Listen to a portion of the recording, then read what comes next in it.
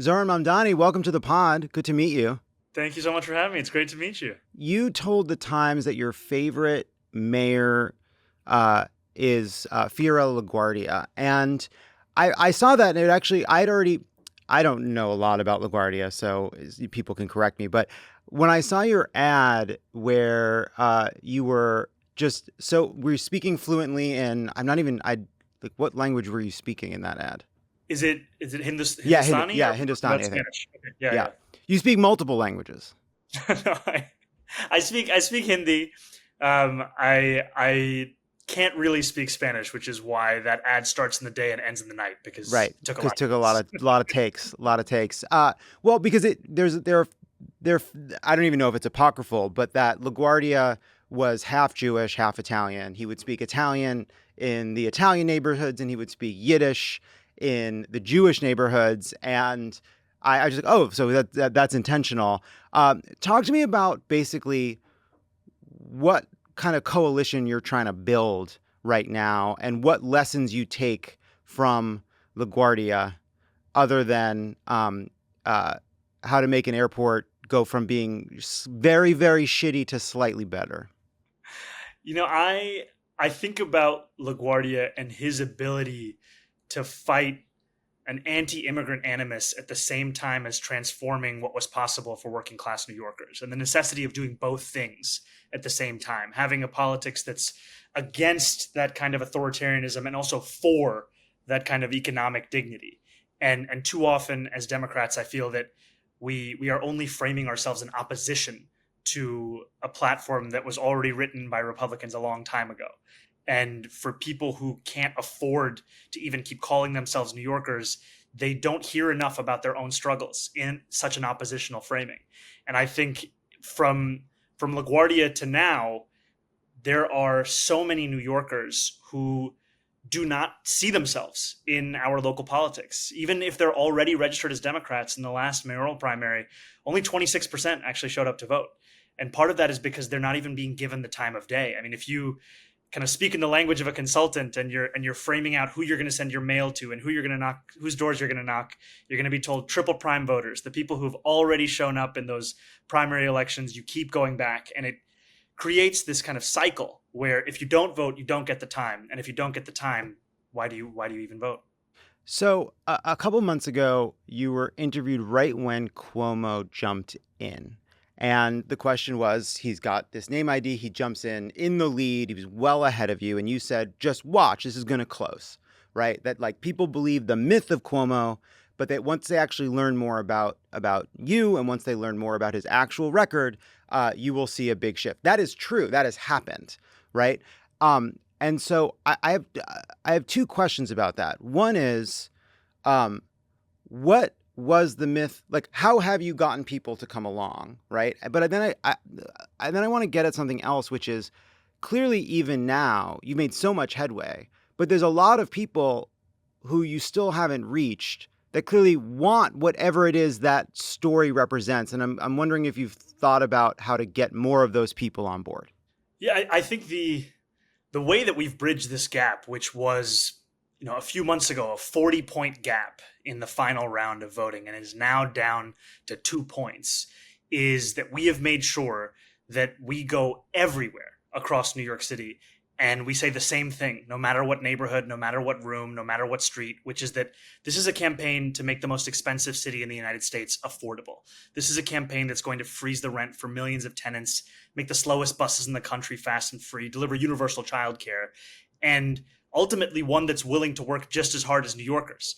Because what we've also seen from Andrew Cuomo's campaign is an inability to get outside of his $8,000 a month Midtown Manhattan apartment, and a desire to instead have this mythology that he used public dollars to burnish speak for itself. And the problem with that is that when New Yorkers learn about his actual record, they have more questions than they have answers. And in these next, less than 2 weeks, what's so exciting is that the volunteer operation that we have built up, which, in the beginnings we had maybe 2 people on staff, now we're managing more than 36,000 volunteers.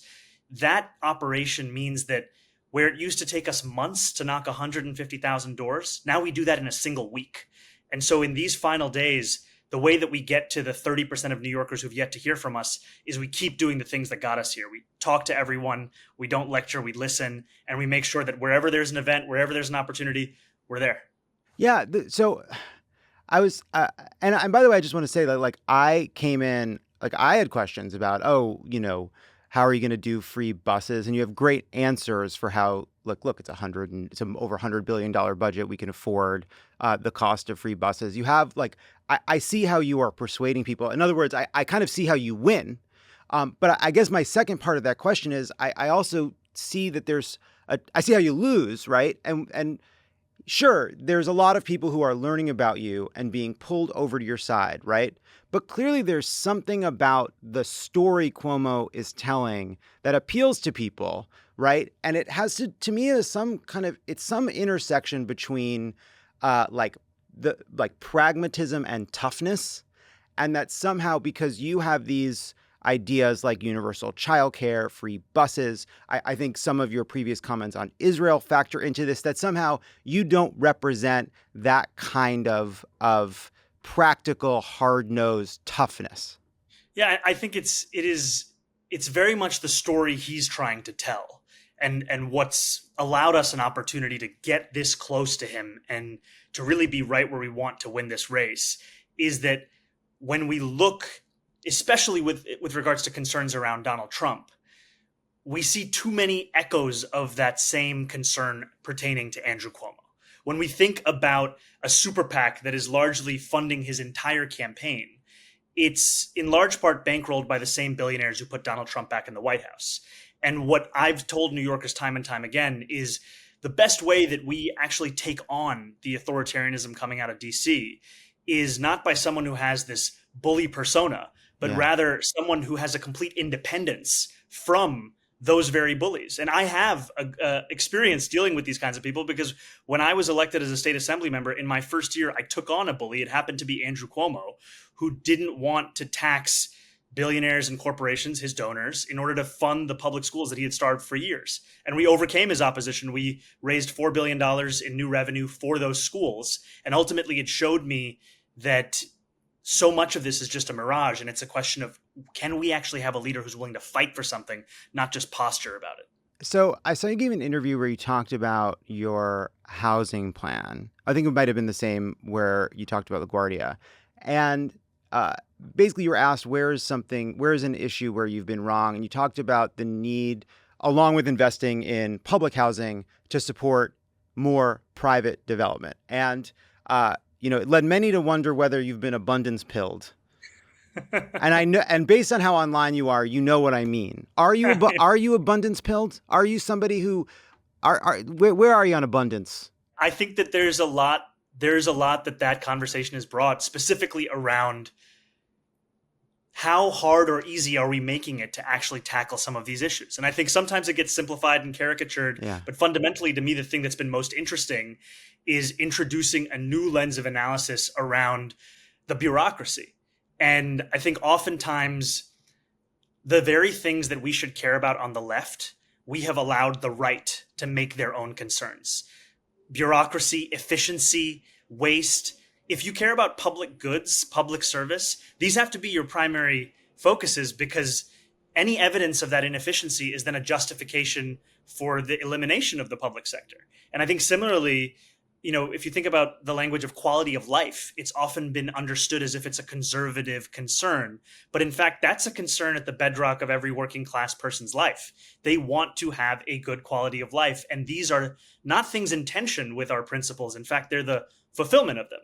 And I think abundance is really interesting in its really bringing that focus around housing particularly, and even just the whole thinking of single stairwell versus dual stairwell, right? What are the very details that we often elide over that have a big impact on whether or not something can actually be brought to pencil? Yeah, because when I went and looked at your platform on housing, one thing that jumped out at me is you talked about why we need to invest more in public housing, and specifically the ways in which NYCHA, which is the New York City Housing Authority for people listening, has been underfunded at the local level, at the national level. But what I didn't see, and look, it's a platform on a campaign website. It's going to be a summary. Is sure, yes, we need to invest more in that, but also like it was what last year that 70 people at NYCHA were charged with I think fraud and bribery. It's been taken over by the federal government at times because of how poorly run it is. Even under De Blasio, I believe it was the inspector general or some watchdog described it as the worst landlord in the city. And so it's like, how do you you talk about all the importance of reinvesting in these institutions, and I'm just curious how you think about the need to reform them as well.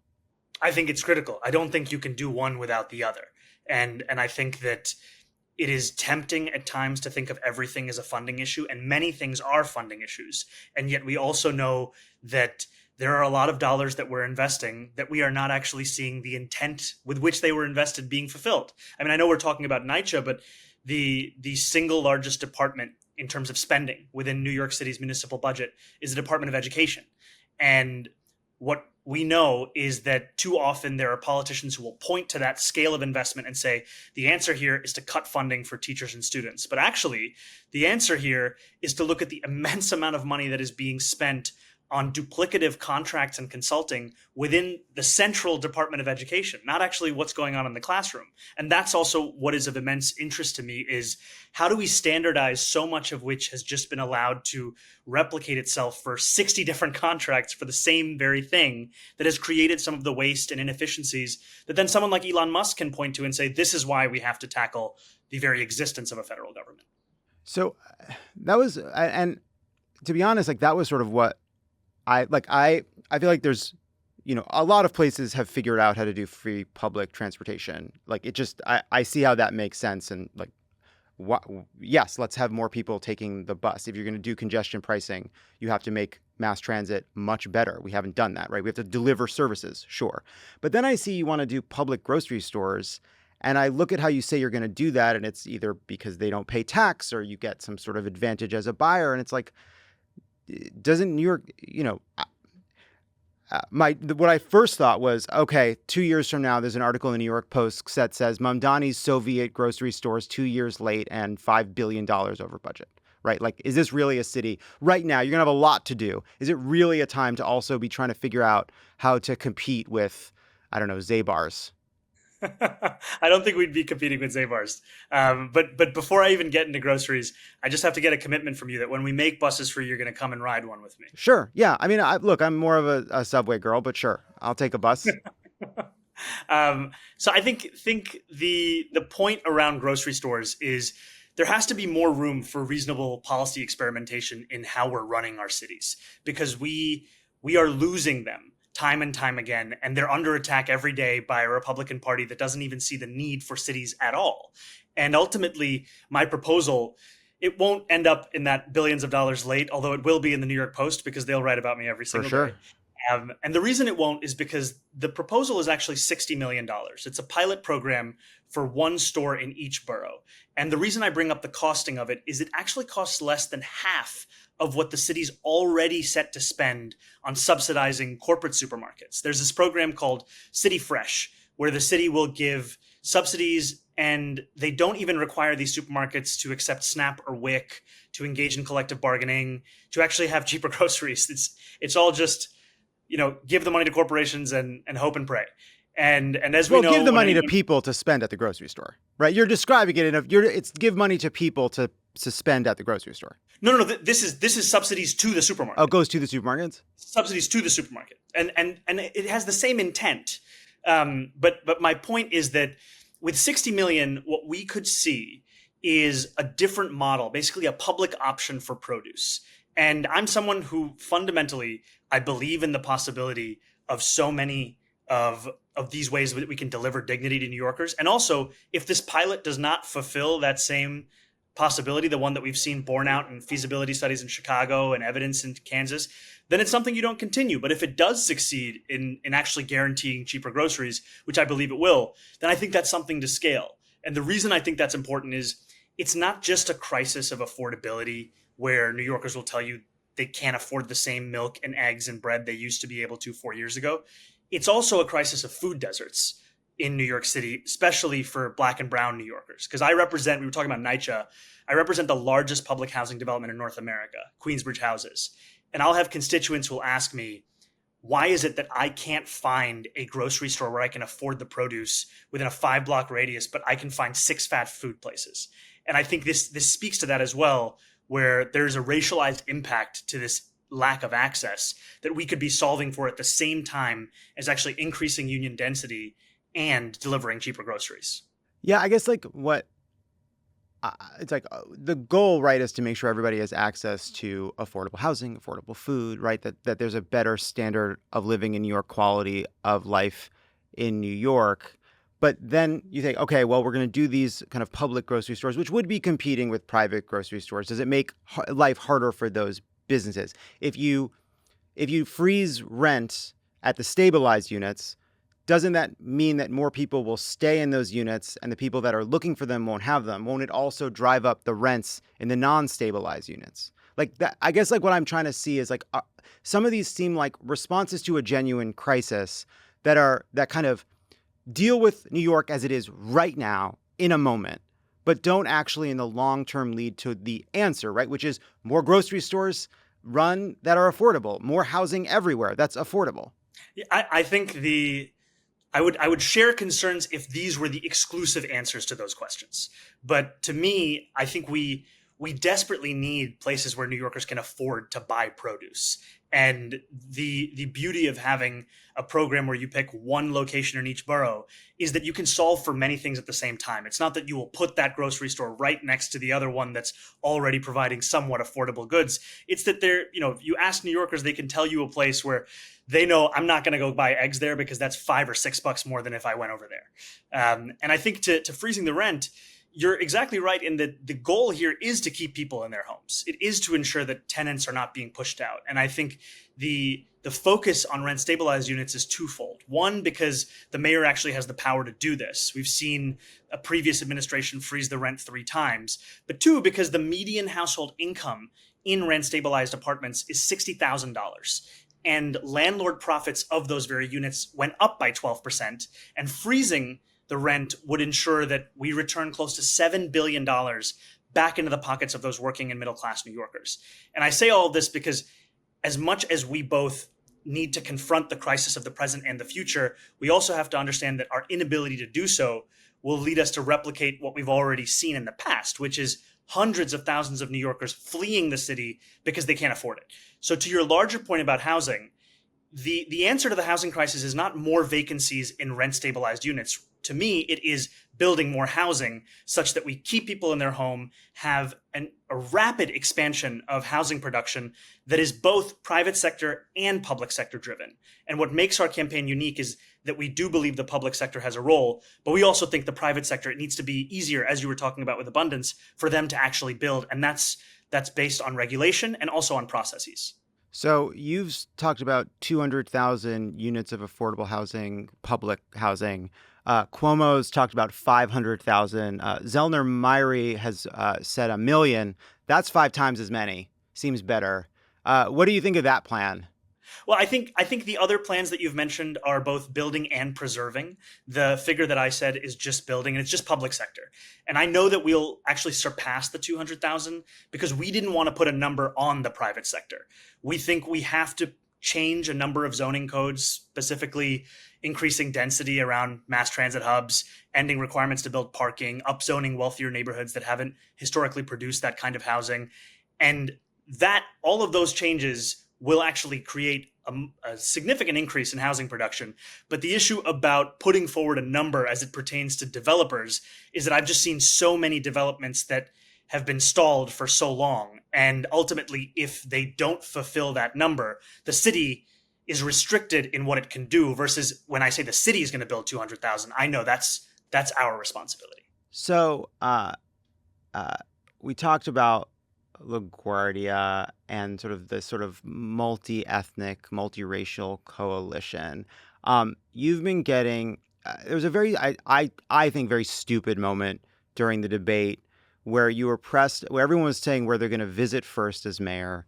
And they all said Israel. You said you're going to stick around New York and focus on New York. which makes sense to me. We had a controversy in Los Angeles. Our mayor was abroad. I don't understand why anyone gives a fuck where our mayors go abroad. Stupid to me. Somebody posted this video, and I wanted you to see it because I thought it was very funny. Hey, Anu, where are we going for dinner? Sushi or?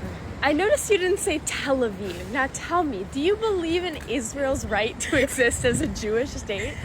What is it like being a raging anti-Semite?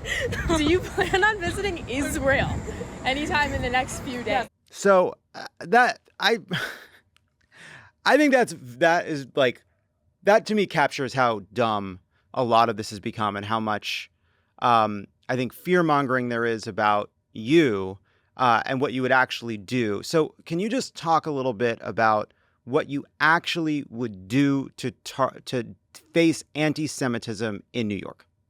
I appreciate this because there's, as you've said, been so many mischaracterizations and misconceptions. And frankly, they've been fueled by candidates like Andrew Cuomo, who just yesterday it was revealed his super PAC had a mailer that artificially lengthened and darkened my beard in sending it out to voters. And it's just blatant Islamophobia. And it explains why so many Trump donors are bankrolling that campaign. And these kinds of questions on the debate stage, they pretend as if they are in relation to the real issue of anti-Semitism in our city. And yet they are weaponizing it to score political points. The truth of it is that anti-Semitism is something that has no place in this city, no place in this country. And as the mayor of this city, my responsibility will be to protect Jewish New Yorkers. And that is something that I promise to do.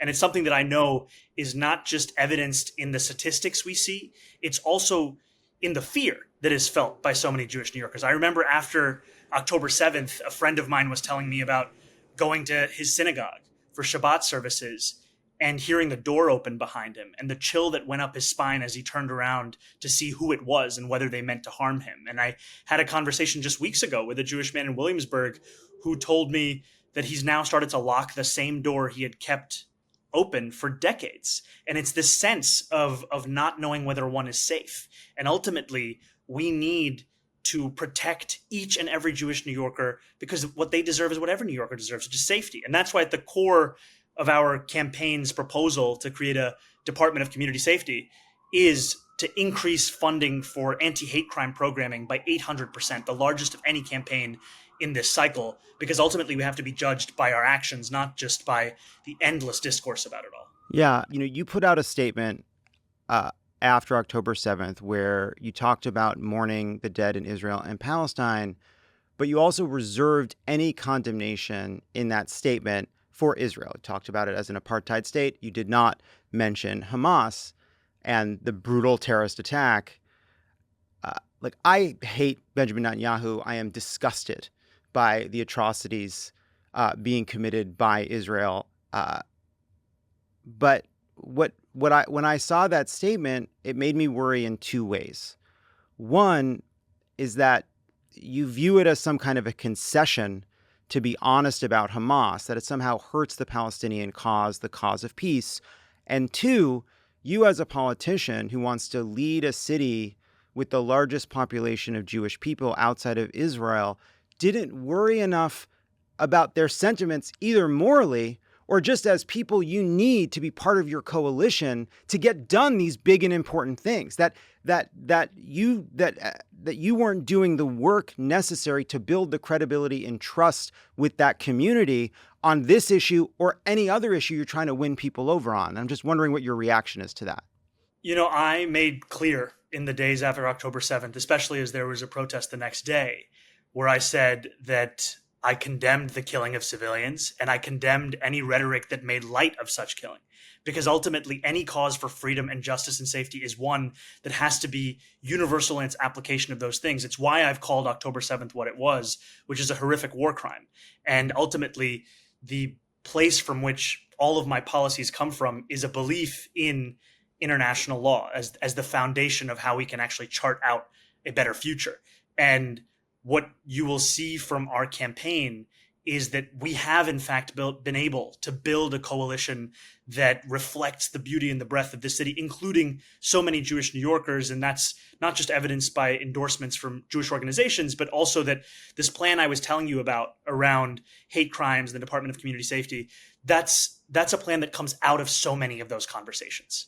And I think to be clear, I do not think that there is any relationship between condemning Hamas, which I've done time and time again, and believing in the necessity of universal human rights for each and every person, and that also including Palestinians. I think, in fact, what I've found is that most New Yorkers have that same desire for consistency and applying it to all people, and thinking that, in the words of Noy Katzman, whose brother was killed by Hamas on October 7th, that we must never give up on the conviction that all life is equally precious, Israeli and Palestinian, Jewish and Arab, and we must never lose hope of a brighter, more peaceful future. And ultimately, that is what underpins this campaign and my politics at large. So, I don't want to describe your bagel order as anti-Semitic. I don't think it is. But you said poppy seed bagel, scallion cream cheese, some pulp Tropicana on the side, and toasted. Now, we make the bagels in the city. They're right there. They're made in an oven nearby. They're done. They're cooked, right? You know that? You don't have to toast them, especially if they're fresh, right? I know. So what the fuck? Look, I think the thing that New Yorkers hate more than a politician they disagree with is one they can't trust. And I just want to be honest with you. This is what I've been doing. I grew up in Morningside Heights, would go to Absolute Bagels, rest in peace, best bagel place in New York City. This is what I did.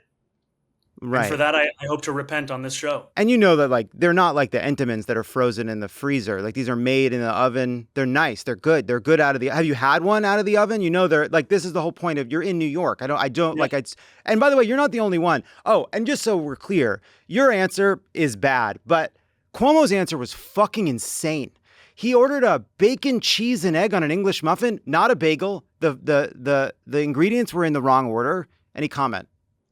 I think a guy who can't even say a bacon, egg, and cheese is someone who's clearly, hasn't been living in the city for more than 30 years. He just moved back here. And I think we'd see that in his order. Yeah, it's a lot to think about. He said he stays away from a bagel to keep his girlish figure. Well, that was the other thing. He said, I order a bacon, cheese, and egg, I think he said. And then he says he takes the bacon off. What kind of waste is that? What are we doing? You'd think that would be the Muslim candidate saying that, but no, it's not. No, it's not. It's not. What's your, do you have a bodega order? Yeah, it's egg and cheese on a roll with jalapenos. Jalapenos. Interesting. Come on. Give me something. No, it's okay. I don't dislike it. Yeah. We don't have Is any. that Islamophobia? Oh, no, not on my, I don't think so. I mean, I got to check. I'm listening and I'm learning. I don't think so, but maybe it is. Maybe that's something I have to deal with. I'm just opening the door here. If you don't like spice, what does it say? That's right. Zohran Mamdani, thank you so much for your time. Really good to meet you. Good luck. Just to be clear, we've asked Andrew Cuomo to come on, and he hasn't responded, probably because we'd ask him a lot of questions about his accusations of sexual harassment. So that's probably why. Like him and his campaign made the correct assessment a long time ago that the less New Yorkers see of him, the better his odds, and the more they're seeing of him now, the worse they are. All right. Thank you so much. Thanks so much. This was a pleasure. Hey, everybody. I hope you liked that interview. If you can do me a favor, hit subscribe. It really helps us. We're trying to build out this channel to have a space that competes with right-wing media here on YouTube. So hit that subscribe button. Do us a favor.